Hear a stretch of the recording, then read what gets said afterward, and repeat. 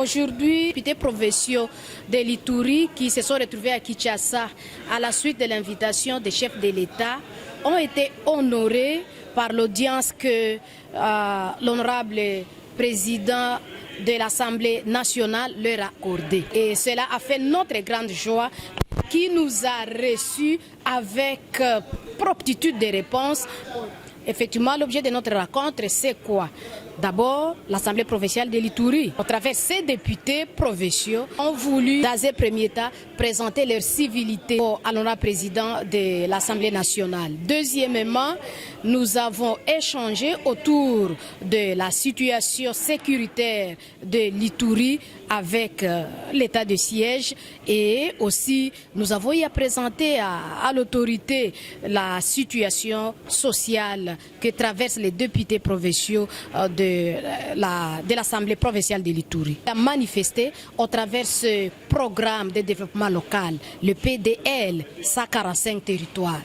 Et nous n'avons non seulement salué, mais notre souhait, c'est que les éléments d'ajout, d'amendement, de recommandations que les élus provinciaux ont eu à placer par rapport à ce programme puissent être pris en compte. Parce qu'il est vrai, on ne peut pas développer tout un grand pays sans que l'on puisse partir de la base. Toute maison, tout édifice s'est construit en commençant par la fondation et alors on peut monter. Et notre souci, c'est que vraiment tout à saluer à cela, que la mise en œuvre de ces projets puisse être bien suivie, bien contrôlée, cela à l'avantage des électeurs des chefs de l'État. Un exemple à suivre, c'est peut-être une occasion pour moi aussi de dire la bienvenue à tous mes frères qui sont ici, avec les moyens qu'il nous a accordés pour vous accueillir. Nous allons, autour de notre président caucus, les députés nationaux, nous mettre autour d'une table et échanger réellement en fait. Et donc vous êtes tous les bienvenus. Nous sommes là à votre disposition à tout moment. Que vous les désirez, les numéros de téléphone sont là. Mais je ne sais pas quelle disposition il a prise pour que nous puissions avoir encore une fois le temps d'échanger. Cette fois-là, même si le président de l'Assemblée nationale n'est pas là, je crois que je serai avec vous. Merci. Merci. Moi, j'ai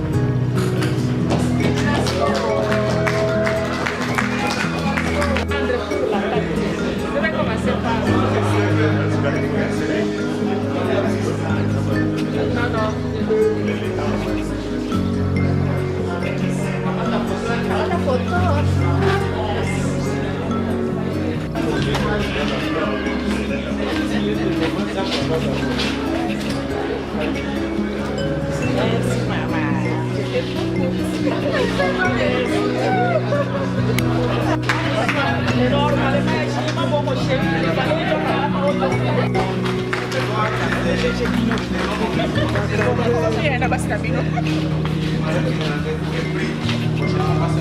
Amani ya Ituri, acha Bwana kutukuze jina lako, na yote unaprograme kwa ajili yetu Bwana, acha yatendeke, kwa kuwa unaprograme toujours mambo mazuri kwa ajili yetu, magharibi njema kwa ajili yetu, na returi yetu nyumba tunatolea kwako, utatakasa kila kitu katika jina la Yesu. Amen.